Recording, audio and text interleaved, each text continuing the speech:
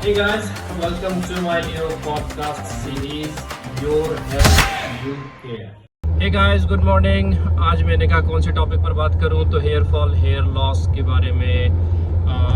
कल मैं अपने दोस्तों से मिलने गया था जो मेरी एज ग्रुप के हैं, तो कई लोगों की ये कंप्लेंट्स थी कि यार राकेश एक बात बताओ, ये हेयर फॉल के लिए क्या कर सकते हैं। देखो, एक तो ये मेल पैटर्न बाल्डनेस होती है जो यू शेप होती है, एम शेप एक्चुअली, और बहुत ज़्यादा हो तो यू शेप तक चला जाता है।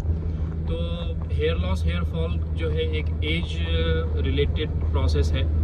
गुंजाइश होती है इसको रोकने की, बट बहुत डेडिकेशन और मेहनत करनी पड़ती है। तो व्हाट आई रेकमेंड कि आप सबसे पहले तो ये आइडेंटिफाई कर लो कि आपके बाल गिर रहे हैं और ज़्यादा गिर रहे हैं। रोकने के लिए एक दवा आती है जो मिनॉक्सिडिल 5%, लोग 10% भी लगाते हैं। 5% जो सोल्यूशन आएगी उसको रात में सोने से पहले लगा सकते हैं। लगा करके मसाज करके बालों को रात भर के लिए छोड़ देना है, और मॉर्निंग में आप उसको आफ्टर शावर जो है ग्रूमिंग के लिए भी और एज ए मेडिसिन भी यूज, यानी कि twice a day max use कर सकते हैं। इफ़ेक्टिव है, और ये आपका कम से कम जो बाल झड़ते हैं उसको रुकने में मदद करेगी, और फर्दर हेयर फॉल तो नहीं होगा।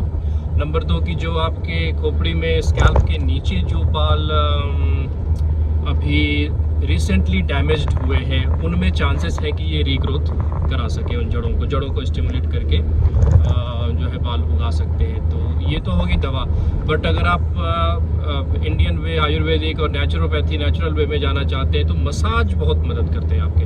हेड मसाज का जब मौका मिले आप हेड मसाज कराओ। हेड ऑयलिंग भी करा सकते हो, बट ऑयलिंग के इमीडिएटली आफ्टर आपको शैम्पू करानी होती है।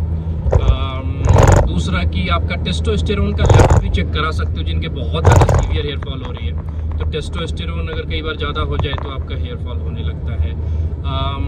कॉम्बिंग करो आप जब भी मौका लगे, आप पॉकेट में कॉम्ब रखो, बैग में कॉम्ब रखो, कॉम्बिंग करो। कॉम्बिंग करने से ब्लड सप्लाई आपके बालों की अच्छे से पहुंचती है, और ब्लड सप्लाई से ही सारा न्यूट्रिशन बाल की जड़ों को, जो हेयर फॉलिकल्स होती है, उसको मिलती है। तो आप मसाज करो चाहे कॉम्ब करो, तो आप ज़्यादा न्यूट्रिशन जो है अपने बालों तक पहुंचा पाते हो। And most important of all कि आपको पानी ज़्यादा पीना है। It's actually dryness that makes your hair weak. तो ड्राइनेस खोपड़ी के ऊपर जो है इतनी ज़्यादा रिच ब्लड सप्लाई नहीं होने की वजह से जो है आपका सर्कुलेशन से ही हाइड्रेशन भी होती है। तो इसलिए अगर आप पानी ज़्यादा पीते हो तो आपकी सर्कुलेशन ज़्यादा होती है, और जिस वजह से आपको न्यूट्रिशन मिलती रहती है बालों को। तो पानी ज़्यादा पीना है। मैं तो सबको ये कहता हूँ 3 लीटर, 4 लीटर, 5 लीटर आप क्वांटिफाई करो पर डे पानी पीने का, खासकर अगर आप किसी ह्यूमिड एंड हॉट क्लाइमेट में रहते हैं तो। अब ह्यूमिड की बात आई है तो आपको ये भी देखना है कि क्वालिटी ऑफ वाटर कौन सा आपकी जो है नेबरहुड में सप्लाई है। कई जगह पर हार्ड वाटर आते हैं, हार्ड वाटर है और खारा पानी जिसको कहते हैं, तो वो आपके बालों को डैमेज कर सकता है। तो आप वाटर सॉफ्टनर यूज़ कर सकते हैं। वाटर सॉफ्टनर यूज़ करेंगे तो थोड़ा सा बालों पर इजी रहेगा, और हेयर फॉल में को रोकने में मदद आपको मिल जाती है।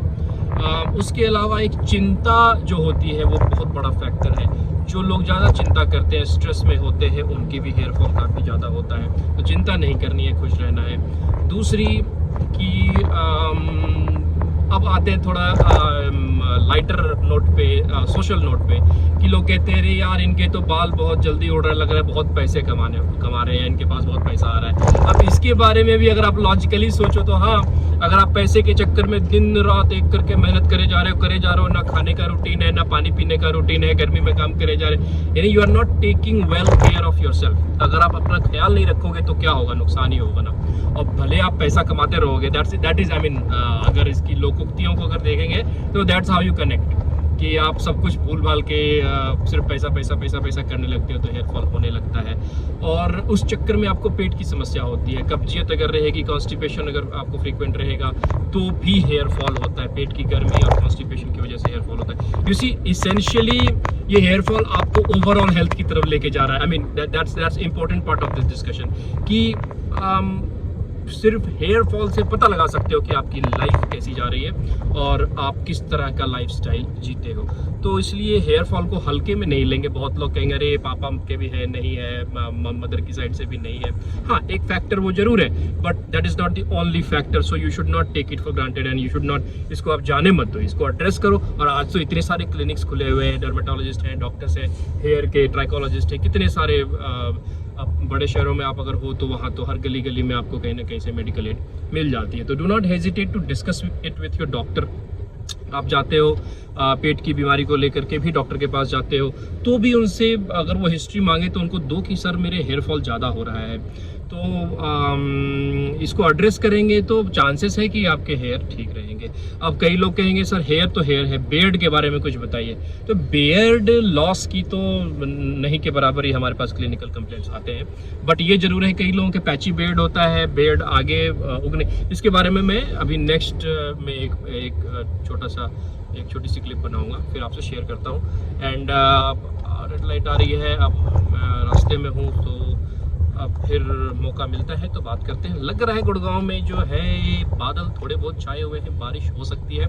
आई लव रेन, स्पेशली जब आप ड्राइव कर रहे हो तो बारिश में अच्छा लगता है ड्राइव करना, बट वही है कि सड़कों में अगर पानी इकट्ठा हो जाए तो फिर वो पेनफुल हो जाता है। सो लेट्स होप कि रिमझिम हो और मज़ा आए। And start of the week today, and all the best guys. Have a great rest of the day. Enjoy.